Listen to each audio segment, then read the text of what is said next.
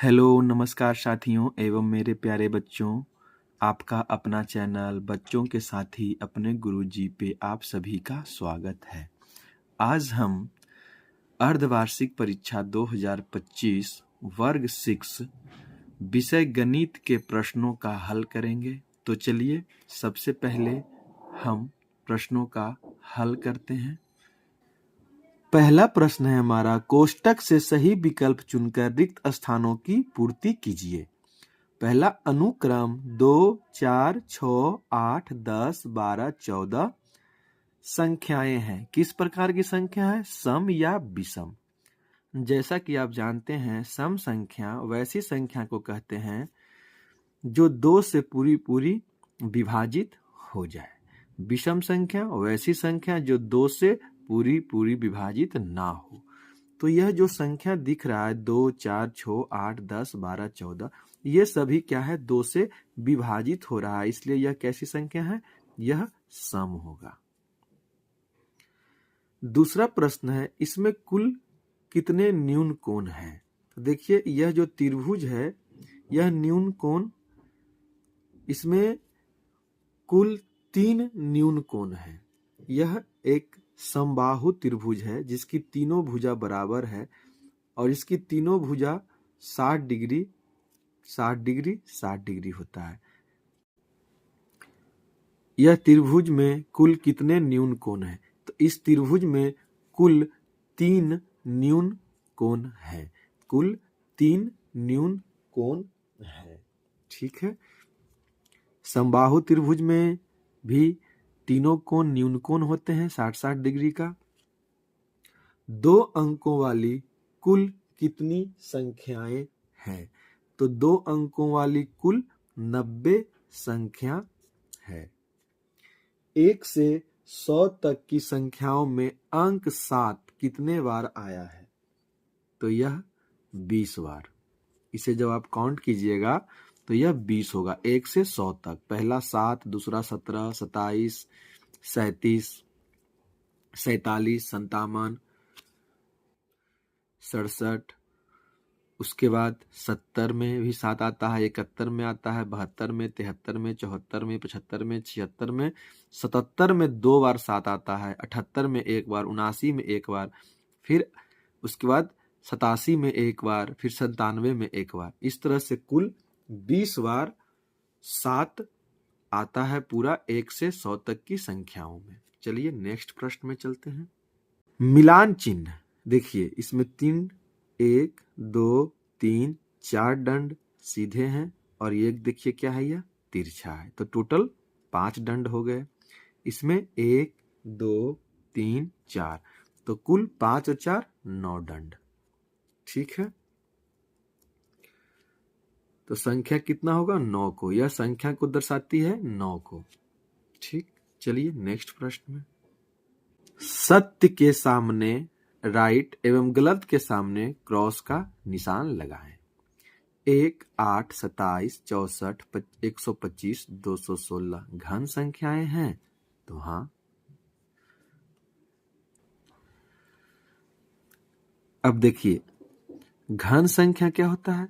घन संख्या वह संख्या होता है जो किसी भी पूर्णांक को 3 बार गुना करने पर प्राप्त होता है, या कह सकते हैं आप कि किसी संख्या को स्वयं से 2 बार और गुना करने पर जो संख्या प्राप्त होता है उसे घन संख्या कहते हैं। जैसे देखिए, 1 क्या घन संख्या है?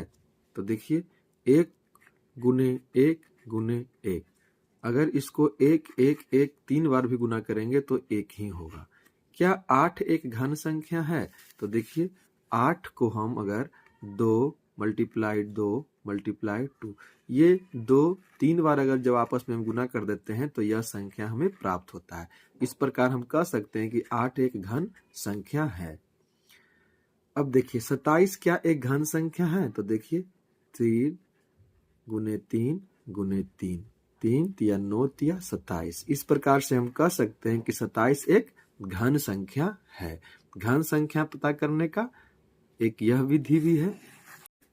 देखिए, 64 क्या एक घन संख्या है?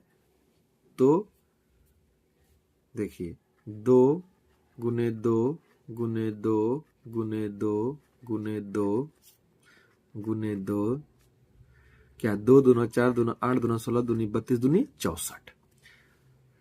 ये 2 का पावर 6 और इसे हम लिख सकते हैं ऐसे 2 दूनी 4, 2 दूनी 4, 2 दूनी 4 और 2 दूनी 4। तो ये 4 का क्यूब है।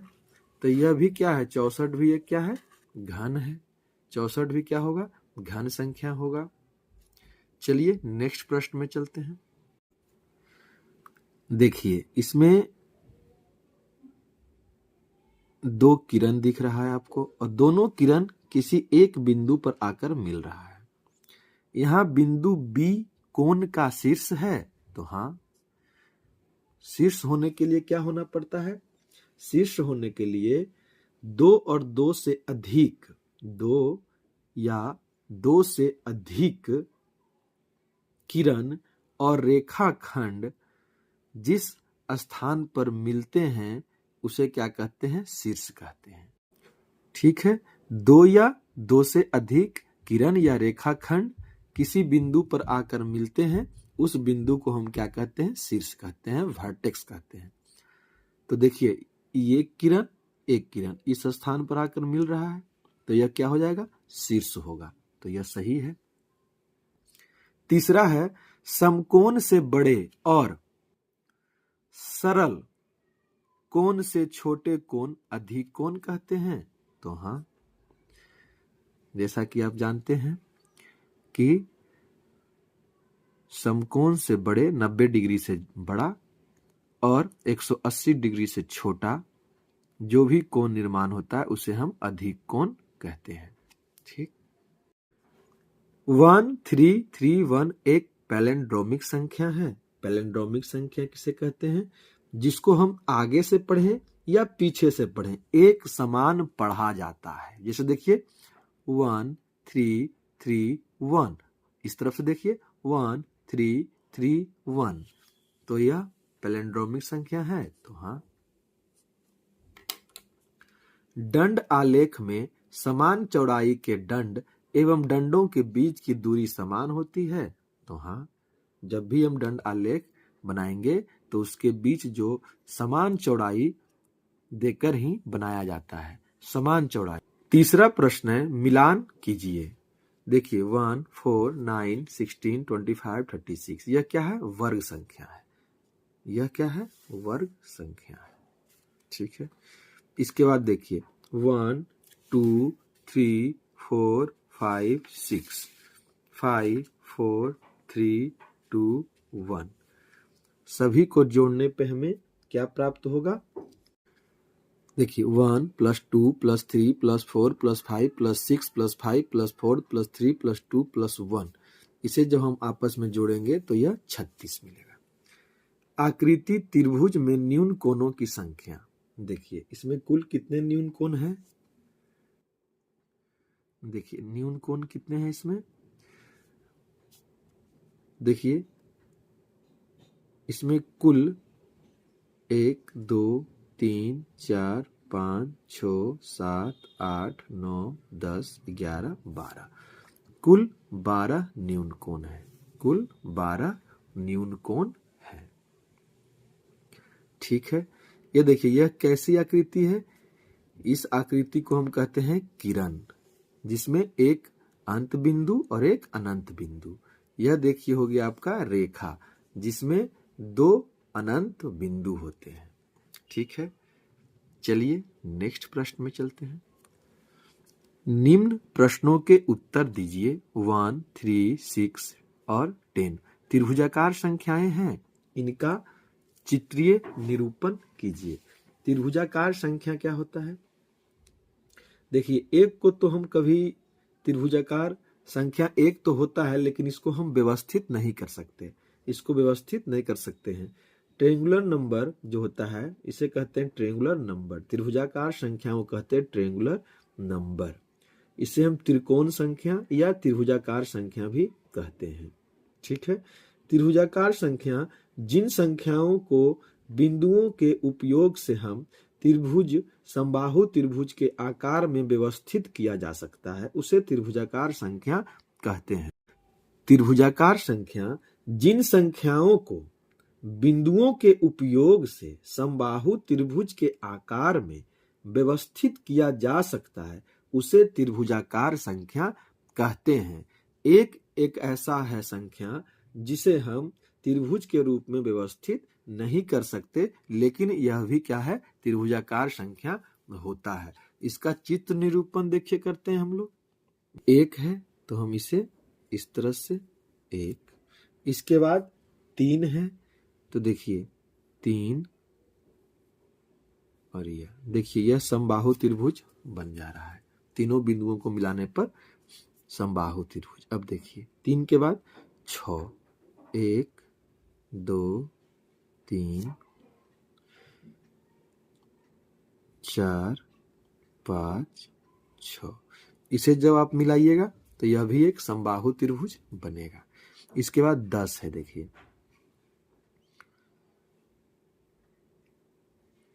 1 2 3 4 1 2 3 1 2 और यह 1, 10 है। जब इसको आप सभी बिंदुओं को जब मिलाइएगा तो एक समबाहु त्रिभुज का निर्माण होगा। इसी तरह से हम इसका चित्र निरूपण करते हैं। ठीक है, चलिए नेक्स्ट में चलते हैं। नेक्स्ट प्रश्न है हमारा, दिए गए कोण का माप कोण मापक चांद से माप कर लिखिए। तो चलिए एक चांद का उपयोग करते हैं हम। देखिए यह एक चांद है, इसे हम इस पे रखते हैं, बिंदु मिलाते हैं,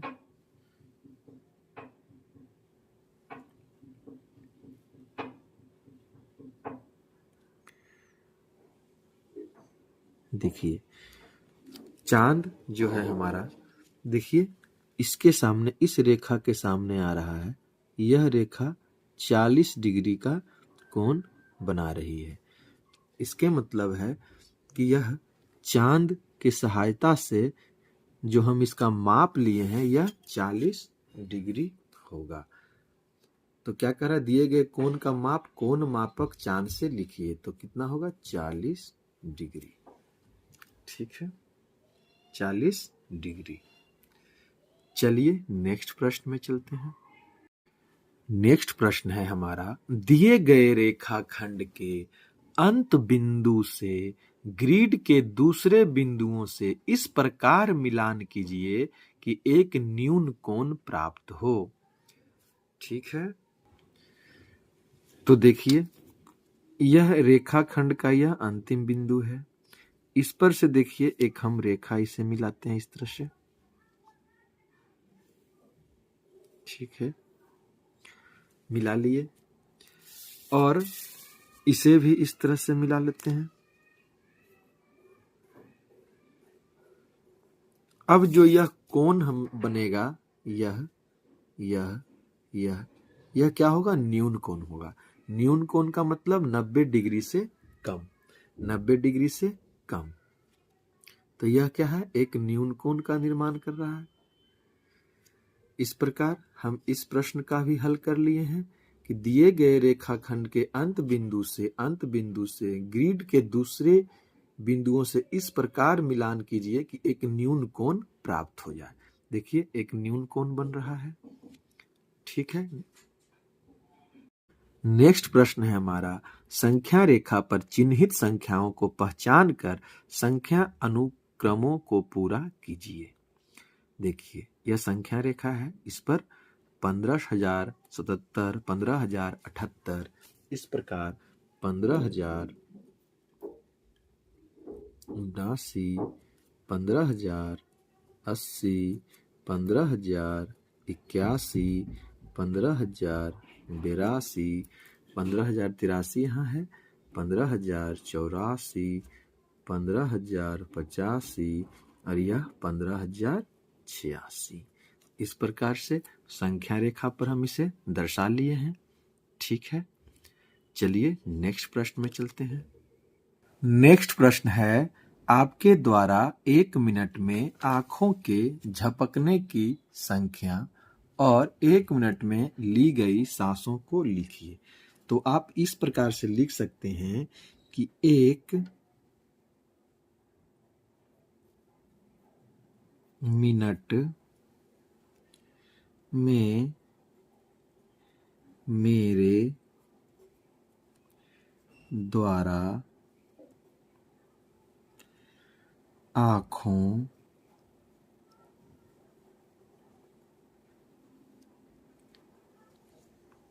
के झपकने की संख्या औसतन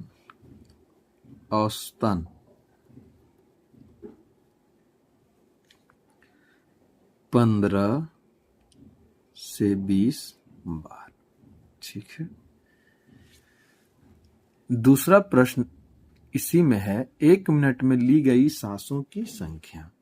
तो आप लिख सकते हैं, और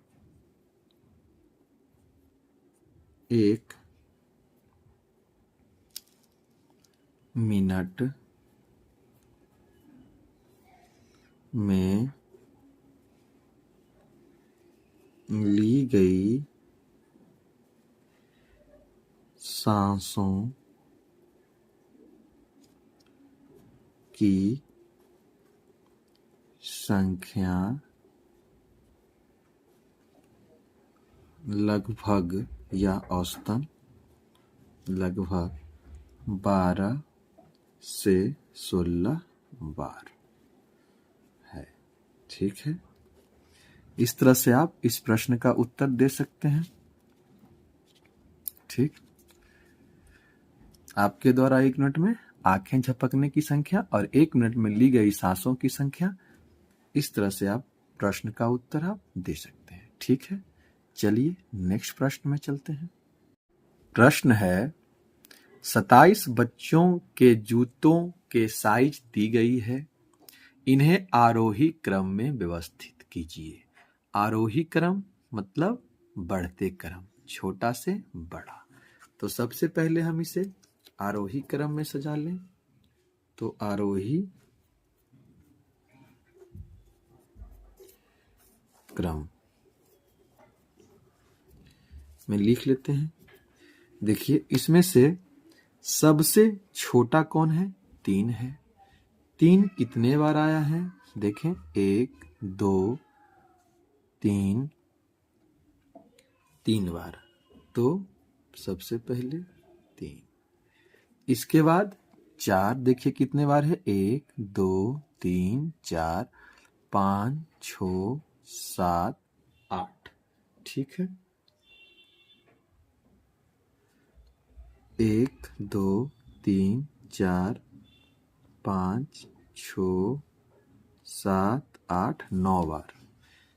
तो 4 को हम 9 बार लिखेंगे।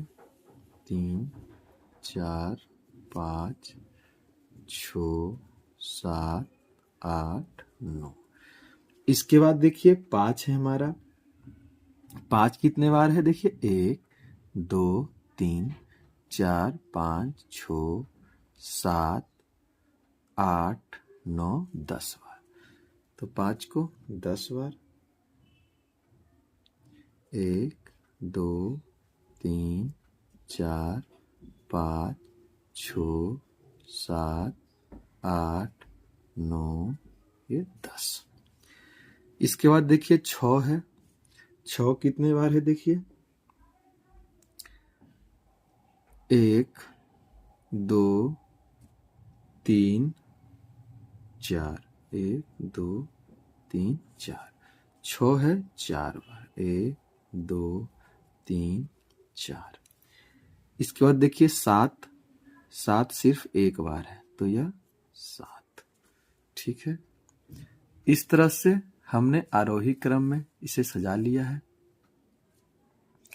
अब देखिए प्रश्न में कह रहा है कि उपयुक्त आंकड़ों को और किस तरह से व्यवस्थित कर सकते हैं, उदाहरण देकर बताइए। चलिए ठीक है, तो हम इसे इस तरह से लिखें, जूतों की साइज।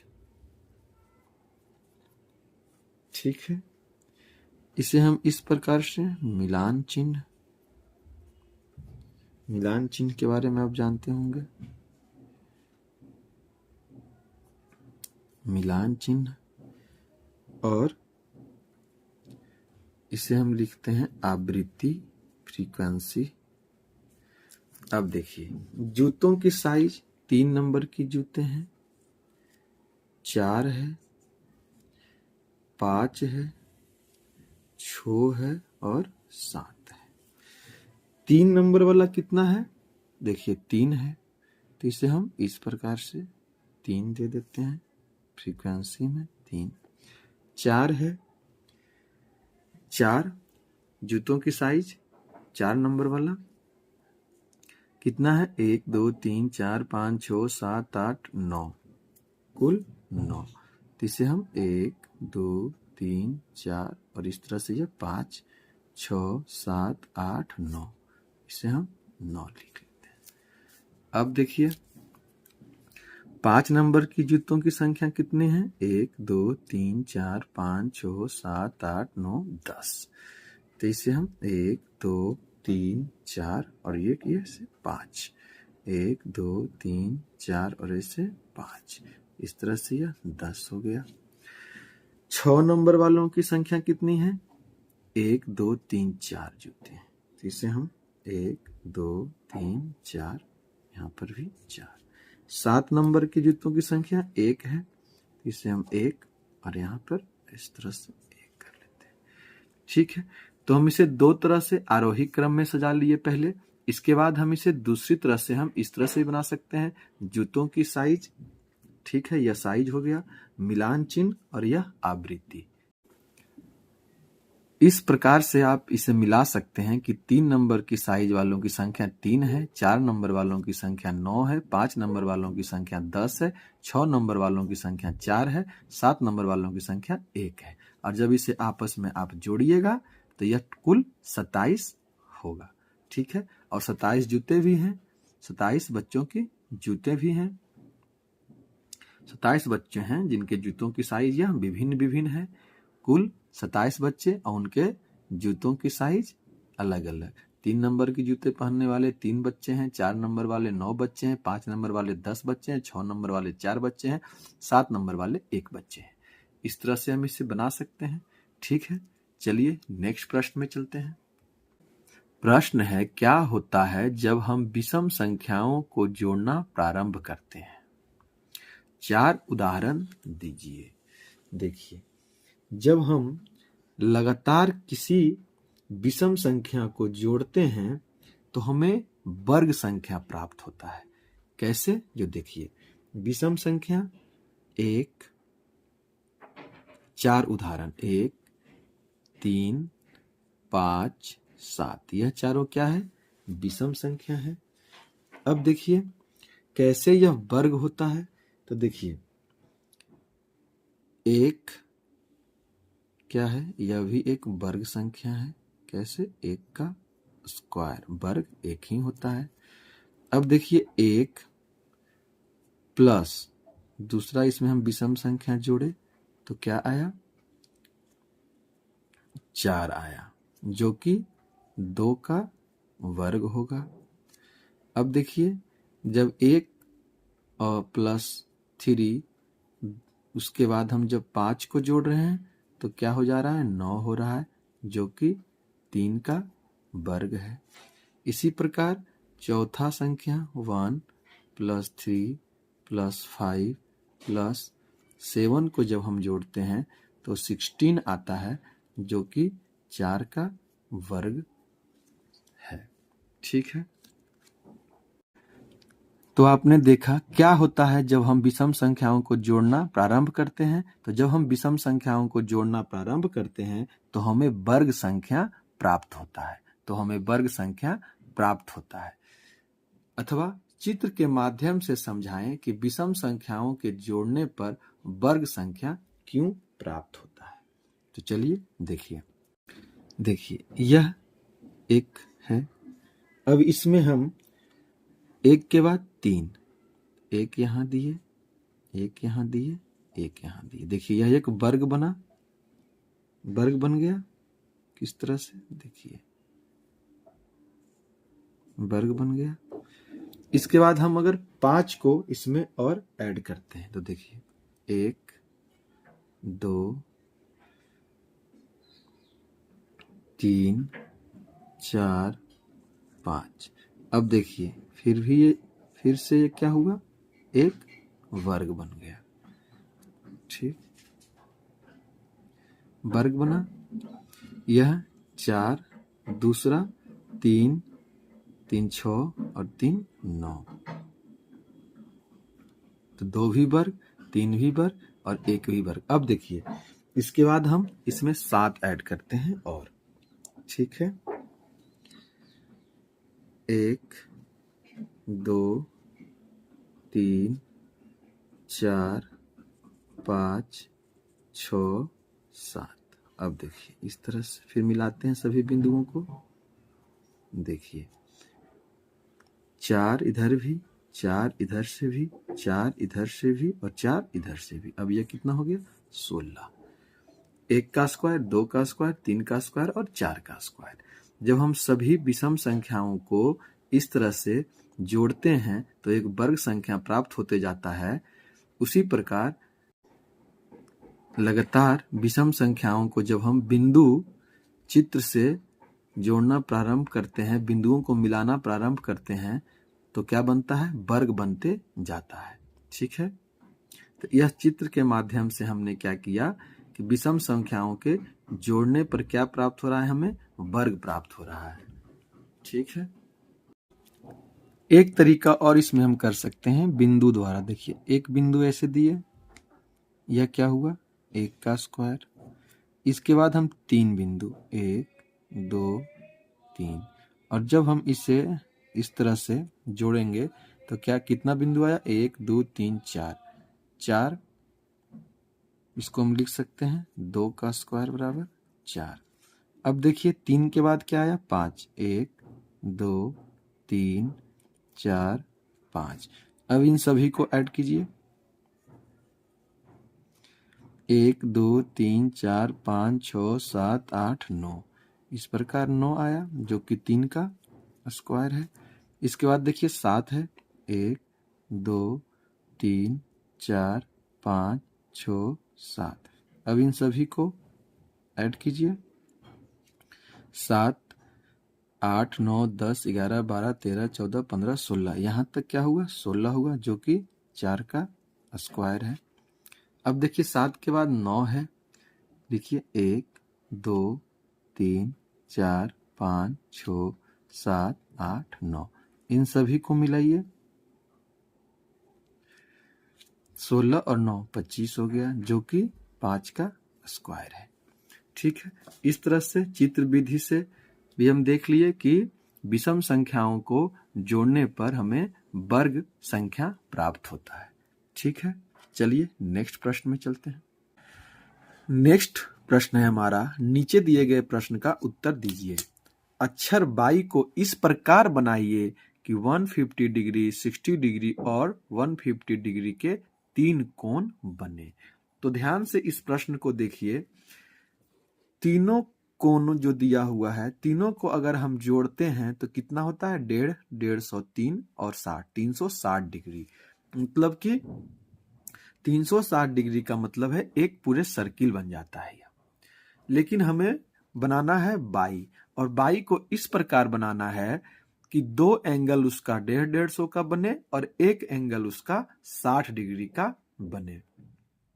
ठीक है, तो चलिए सबसे पहले हम एक वर्टिकल लाइन, लंबवत रेखा खींच लेते हैं। एक वर्टिकल लाइन, लंबवत रेखा खींचते हैं। चलिए एक सीधी लंबवत रेखा खींच लिए। देखिए एक लंबवत रेखा हम खींच लिए हैं। एक वर्टिकल लाइन खींचने के बाद इसे चांद की सहायता से, देखिए इसे चांद की सहायता से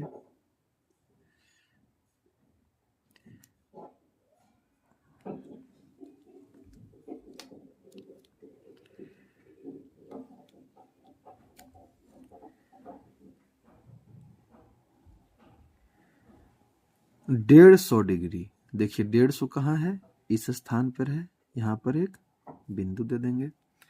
ठीक है, इस तरफ से। दूसरा, इस तरफ से भी हम क्या करेंगे, इसे मिला लेंगे।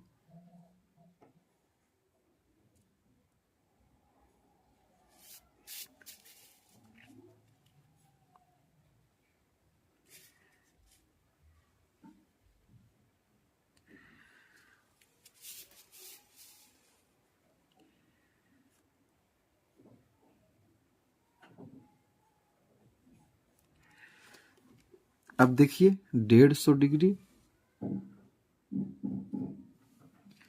ठीक है। अब इसे क्या करेंगे हम कि इस पॉइंट से इस पॉइंट को मिला लेंगे।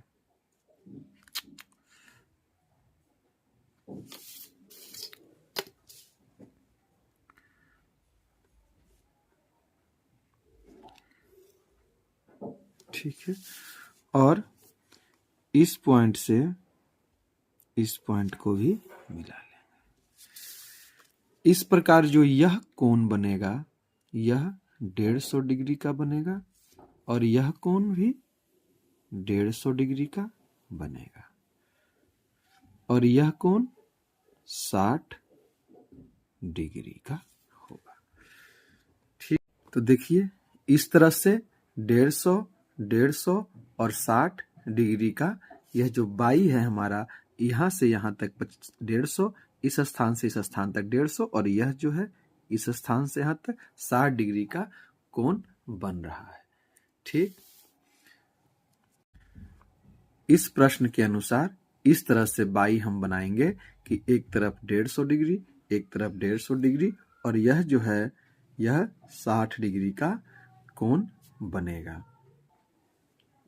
देखिए 3 कोण बन रहा है, एक कोण यहां से यहां 150 का, एक कोण यहां से यहां 150 का और यह यहां से यहां तक 60 डिग्री का। इस प्रकार हम बाई को बनाए हैं इस तरह से कि 150, 150 और 60 डिग्री का 3 कोण बन गया हमारा। चलिए नेक्स्ट प्रश्न में चलते हैं। नेक्स्ट प्रश्न है, नीचे एक चाय बागान के भ्रमण के दौरान देखे गए कीट पतंगों के आंकड़े दिए गए हैं।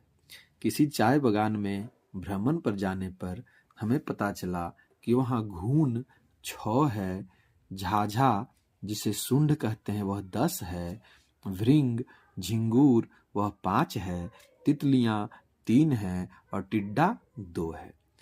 इसे हम इन आंकड़ों को दर्शाने के लिए दंड आलेख बनाइए। तो चलिए हम एक दंड आलेख बनाते हैं। तो दंड आलेख बनाने से पहले हम दंड आलेख खींच लेते हैं। तो चलिए दंड आलेख बनाते हैं। ठीक है, एक वर्टिकल और एक हॉरिजॉन्टल रेखा।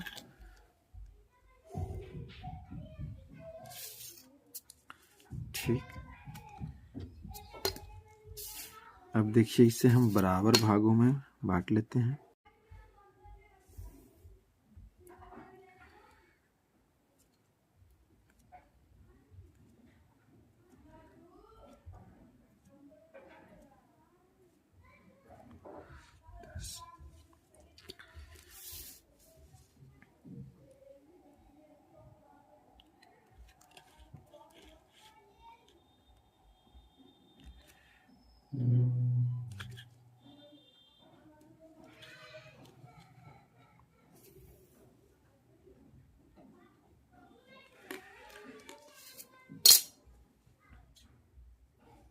इस तरफ कीट पतंगों की संख्या, कीट पतंगों की संख्या। ठीक है, नीचे इसका हम नीचे कीटों की, कीट पतंगों के नाम, कीट पतंगों के नाम। 0 1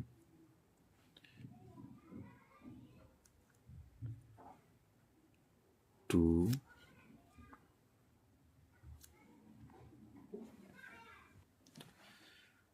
3 4 5 6 7 8 9 और ये 10।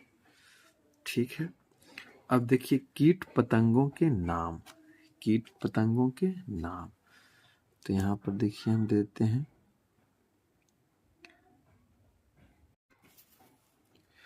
देखिए घून, दूसरा है हमारा झाझा, तीसरा हमारा है भृंग, चौथा हमारा है तितलियां, पांचवा है हमारा टिड्डा। अब देखिए प्रश्न से, प्रश्न है हमारा घून, घून कितना है 6, तो 6 कहाँ है, देखिए 6 यहाँ है, तो इसके सामने 6 के सामने यह इस तरह से,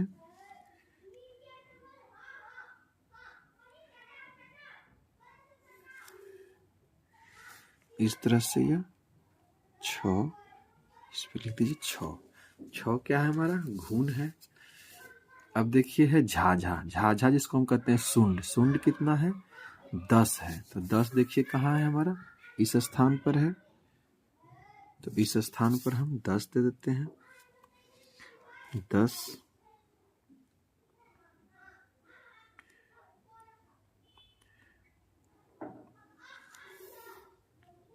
10 देखिए यह 10 से हम 10 दे दिए। ठीक है। तीसरा हमारा है भृंग, भृंग कितना है 5, 5 देखिए कहाँ है, इस स्थान पे है, तो इसके सामने हम यहाँ पर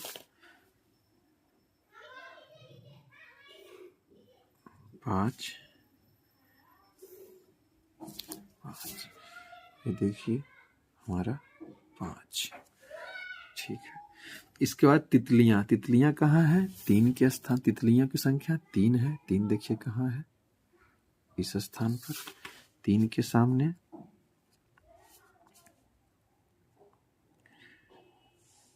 3,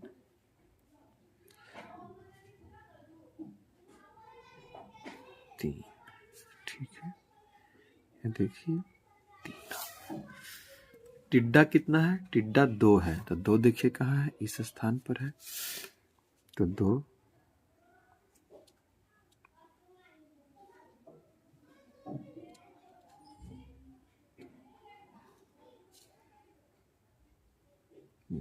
हमारा टिड्डा है। इस तरह से देखिए घून 6, झाझा 10, भृंग 5 के सामने 5, तितलियां 3 के सामने 3 और टिड्डे 2 के सामने, देखिए यह 2 है, तो संख्या में कितना है 2 है। अगर यह नहीं भी लिखेंगे हम तब भी आप इस बार ग्राफ से इस जो दंड आलेख है इससे आप समझ जाइएगा कि कौन कितने संख्या में है, क्योंकि उसी संख्या के सामने उसका दंड आलेख सामने सामने सभी का देखिए पारा हुआ है और यह बनाया हुआ है। इस प्रकार से हम दंड आलेख विधि के द्वारा इन आंकड़ों को दर्शा लिए हैं। ठीक है।